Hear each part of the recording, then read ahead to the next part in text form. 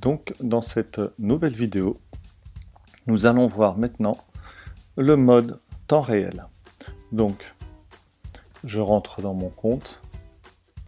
Ici, je vais choisir ma classe. J'ai créé une classe fictive pour laquelle je vais créer une nouvelle séance. Je fais l'appel. Imaginons. Présent, présent, retard, présent, présent, présent, affaire, et ainsi de suite, et ainsi de suite, et ainsi de suite. D'accord? Maintenant, nous allons passer au temps réel. J'ai fini l'appel, je distribue les tablettes, et maintenant, les élèves vont se loguer sur chacune des tablettes. Lorsque je viens en temps réel, vous pouvez voir qu'aucun élève n'est détecté, c'est-à-dire que personne n'a encore mis son prénom et ne s'est connecté sur les tablettes. Il faudra remarquer simplement ici détection automatique de la classe. Ce sera un facteur intéressant lorsque vous mélangez deux classes. Pour l'instant, voyons voir comment les élèves se connectent. Voilà, les élèves commencent à se connecter. On voit que le groupe 1 n'a fait qu'une connexion. Le groupe 2 s'est connecté et a choisi une situation. On peut remarquer qu'ils regardent les exercices.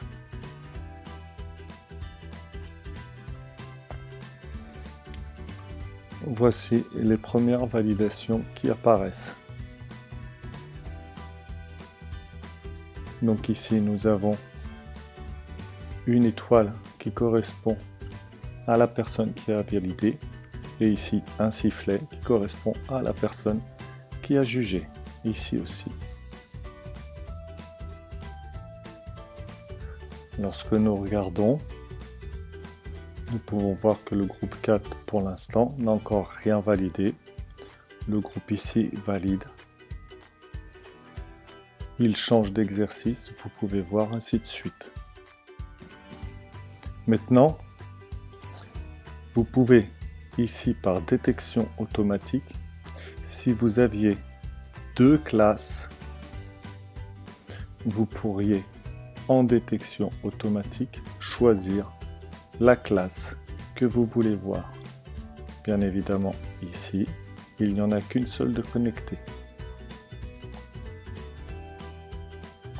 Donc je peux rester en détection automatique. Maintenant, voyons voir comment utiliser toutes ces validations. Ces validations, elles arrivent lorsque je clique dessus.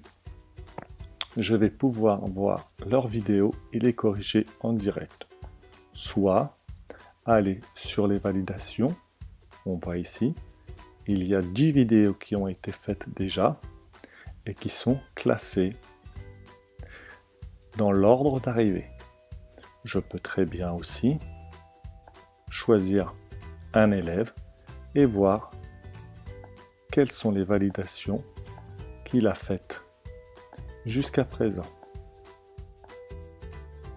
Aucune validation pour cet élève.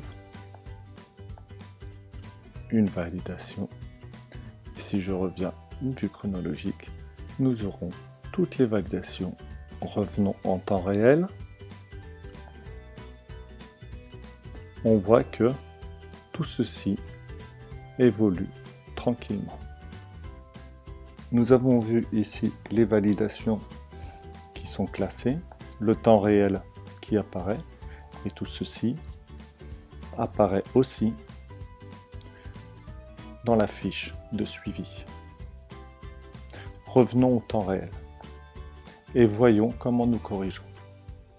Attendons la prochaine validation. Donc, ici, voilà, la dernière validation qui vient d'arriver est A. Je peux cliquer dessus et à partir de là, je vois l'exercice qui doit être fait, l'exercice qui qui est réalisé par l'élève. Comme on peut le voir, on ne doit pas toucher ici avec les épaules. Donc, je peux, en confirmant, soit accepter, soit comme dans le cas actuel, je refuse, en mettant un commentaire et en disant ne pas toucher le tapis avec les épaules. Et j'envoie. Et je confirme. On voit que là, l'étoile a changé, c'est-à-dire qu'elle a été corrigée.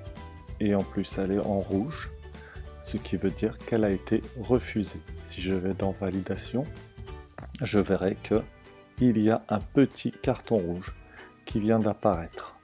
L'élève a reçu automatiquement une notification. Et voici ainsi de suite. Donc, soit vous corrigez en direct, soit, bien évidemment, vous pouvez attendre, si vous êtes occupé, la fin de la séance et corriger par la suite les éléments qui ont été validés pendant la séance.